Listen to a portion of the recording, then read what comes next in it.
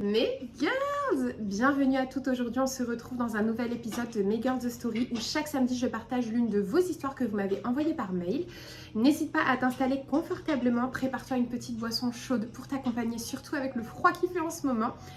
Et c'est parti. Aujourd'hui j'ai deux histoires à vous partager de deux personnes complètement différentes. Bonjour Siem, peux-tu poster si possible en anonyme car j'ai un peu honte et ça me fait bizarre mais je me lance. Je voulais raconter ici mon histoire, un peu différente de celle que tu racontes d'habitude.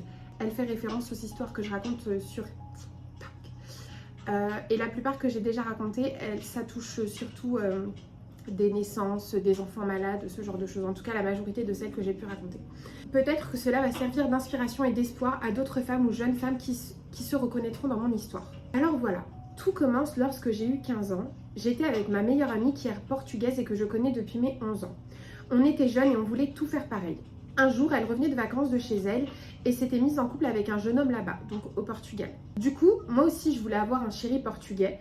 Elle en parle avec son copain qui sélectionne un de ses voisins. Et c'était parti pour 1 an de correspondance par courrier, par téléphone, par photo, etc. On est amoureux, on est jeune, on est insouciant. La mère de mon copain nous invite donc à passer 2 semaines chez eux et c'était en 2002.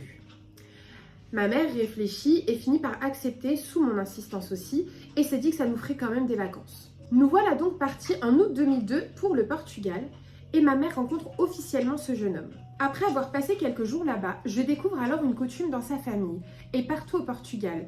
L'une de leurs coutumes est de se fiancer avec son premier amour, juste comme ça, vraiment sans réfléchir.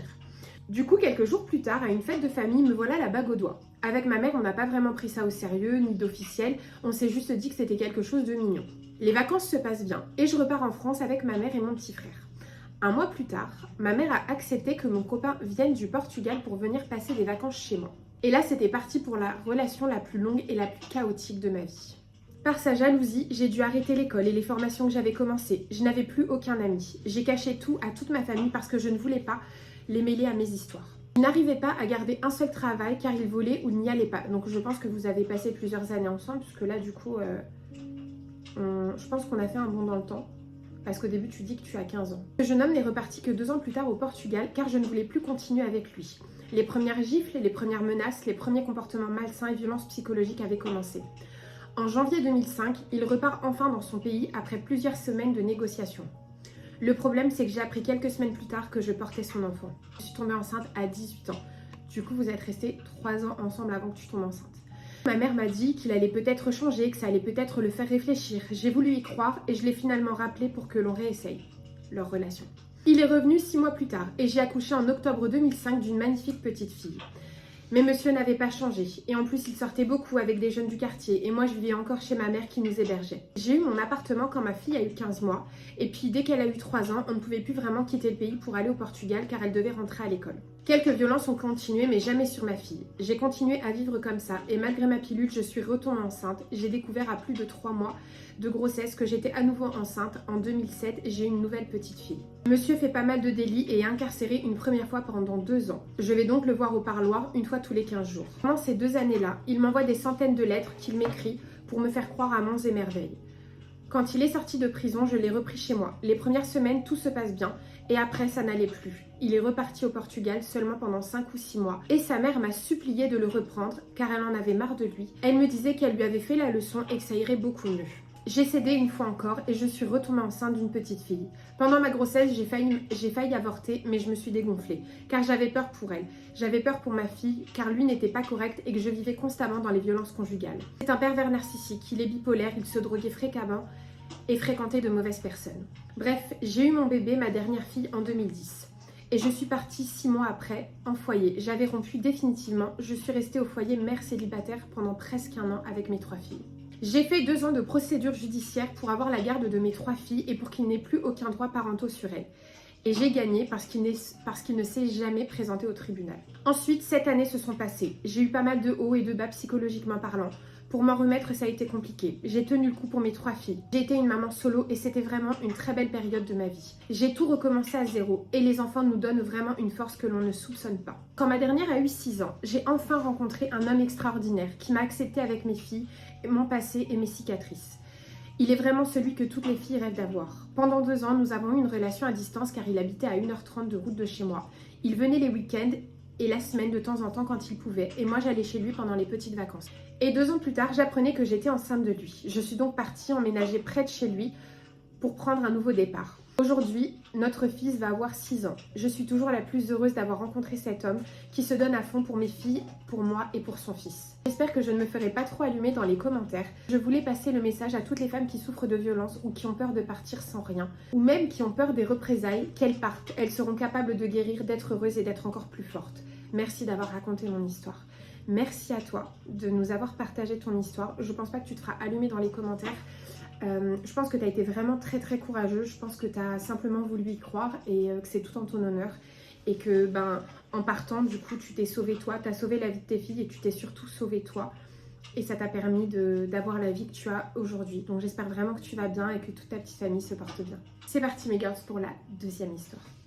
Bonsoir, je me permets de t'écrire mon histoire, enfin l'histoire de mon fils aîné. C'est en novembre 2020 que j'apprends que je suis enceinte. Je suis allée passer une écho en urgence parce que je n'avais pas mes règles et que le test et la prise de sang étaient quand même négatifs. L'échographie m'annonce alors que je suis enceinte et que je dois revenir dans 15 jours pour un contrôle. Je l'annonce à mon conjoint qui était en Tunisie et à ce moment-là est resté confiné jusqu'à fin décembre à cause du Covid. L'écho du premier trimestre dure à peu près 2h30, bébé décide de ne pas coopérer. Et on me dit que tout va bien. Mon conjoint est de retour en France, j'ai rendez-vous avec ma gynécologue et je lui demande si exceptionnellement il peut assister au rendez-vous parce qu'avec le Covid, les conjoints n'avaient pas l'autorisation. Elle accepte, elle m'ausculte, nous annonce le sexe, regarde mon conjoint et lui dit « c'est un petit garçon ». Mais nous allons garder madame en hospitalisation. En fait, le col était complètement ouvert et je n'étais qu'à 20 semaines. 20 semaines aménorrhées. Je reste hospitalisée pendant 15 jours. On m'annonce que j'ai une chance sur 9 de garder l'enfant. Nous étions totalement perdus. Je passe la T2, donc la deuxième échographie.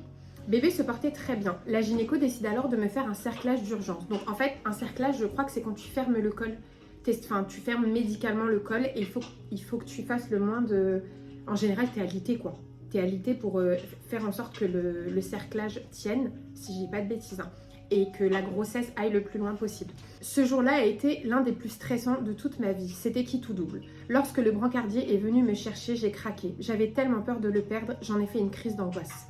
Ce sont mes collègues qui m'ont préparée pour le bloc car je n'y arrivais pas. J'étais aide-soignante dans la clinique où j'ai été hospitalisée. Au moment de partir au bloc, je croise certaines collègues qui me soutiennent et pleurent avec moi. Au moment de l'intervention, elles étaient à 3 pour repousser la poche des os sans la percer, sinon c'était fini. Sachant qu'elle était dans le vagin et que le gynéco m'a dit « je vois la tête ». En fait, il y avait 3 infirmières, je suppose que c'était 3 infirmières, qui étaient dans le bloc opératoire pour tenir la poche des os, pour que la poche des os ne se rompe pas et pouvoir que le gynéco puisse faire le cerclage. Waouh! Le soir, la gynéco vient me voir en me disant qu'il y a un risque de fausse couche, mais on y croit. Mon mari, chaque soir, posait ses mains sur mon ventre et priait. Effectivement, on y a cru et je suis retournée chez moi, enfin après 15 jours d'hospitalisation. Mon dossier est transféré au CHU et je rencontre le nouveau médecin qui va me suivre. Il me dit que tout va bien. Et ça, c'était le mercredi. Le samedi suivant, en me levant, je fais une hémorragie. Nous allons aux urgences, ils me prennent tout de suite en charge. Je me souviens que ça courait de partout. On me fait une échographie, puis un monitoring pour voir si bébé va bien. Mais il décide de sortir et je suis qu'à 26 semaines d'aménorrhée. On me fait des injections pour le développement du cerveau et des poumons. Je finis par accoucher le mercredi 24 mars 2021 de notre fils Haroun, 1,60 kg, 35 cm. Un tout petit bout de chou. À peine le temps de lui faire un bisou qu'il part avec son papa en réanimation. Les pédiatres viennent me voir et m'expliquent que nous allons passer par des moments extrêmement difficiles car le pronostic vital de notre bébé est engagé et qu'il va rester longtemps hospitalisé. Et là, le combat commence. Il est resté 3 mois et demi à l'hôpital. Il a été intubé. Nous avons connu des frayeurs, énormément de pleurs et d'angoisse. Il faisait des bradycardies dans les bras. Je croyais qu'il partait. Il a passé des tonnes et des tonnes d'examens. On a eu énormément d'infections et j'en passe. Il est sorti le jour de son terme et avait rattrapé son poids et sa taille. Il faisait 3,8 kg. Je ne dirai jamais assez merci à l'équipe du CHU qui se sont occupés de lui lorsque nous ne pouvions pas être présents, nous ont écoutés, pris dans leurs bras lorsque nous craquions. Le jour du retour à la maison a été très émouvant pour nous et pour les infirmières. Mon rôle de maman a réellement commencé ce jour, me réveiller la nuit et lui donner le biberon, le bercer, le réconforter, le cajoler. En septembre 2024, j'apprends que je suis de nouveau enceinte. Mais quel stress et peur de revivre la même chose. Je suis cerclée automatiquement et surveillée de très près. J'ai été déclenchée 1 mois avant mon terme et je viens d'accoucher le 13 mai d'une petite Maïsane qui se porte très très bien. Il est vrai que c'est beau de donner la vie, mais pour moi, être enceinte est une vraie angoisse. Je te remercie de m'avoir lu. Cette histoire, elle m'a donné des frissons, mes girls. Je vous jure, c'est hyper dur. En fait, par rapport à moi, mon expérience de l'hôpital, je comprends ce que tu as dû vivre et c'est juste horrible en fait. Mais je suis très très contente que tu aies pu aller au bout quand même, que ton bébé ait pu s'en remettre et qu'il soit en bonne santé aujourd'hui. Donc vraiment, je suis hyper contente. Merci de m'avoir raconté ton histoire. Merci d'avoir partagé avec nous ton histoire. Voilà mes girls, c'est terminé pour ce deuxième épisode de mes Girls Story. J'espère que cet épisode vous aura plu. N'hésitez pas à me mettre en commentaire en tout bien, tout honneur et surtout tout respect ce que vous avez pensé des histoires. Si jamais vous avez des messages à adresser aux girls qui ont partagé leur histoire, n'hésitez pas à les mettre en commentaire. N'hésitez pas à vous abonner si ce n'est pas déjà fait et à me mettre un petit pouce bleu. C'est ça, c'est le pouce bleu, le pouce en l'air, bref, un like quoi, un pouce. Si jamais tu as apprécié cet épisode de mes Girls Story. On se retrouve mercredi pour un nouvel épisode, mais cette fois-ci make-up. Et le thème de mercredi prochain, ce sera se faire une trousse de maquillage, un make-up pour 30 € grand maximum. C'est vraiment pour les petits budgets. Voilà, donc ça peut même vous donner des idées de cadeaux de Noël si jamais vous voulez faire des trousses de maquillage petit budget. Et bien écoutez mes girls, on va voir ce qu'on va réussir à faire. On va voir ce qu'on va réussir à trouver pour un budget maximum de 30 €. Voilà mes girls, donc on se donne rendez-vous mercredi pour l'épisode de make-up et on se donne rendez-vous samedi prochain pour un nouvel épisode de mes Girls Story.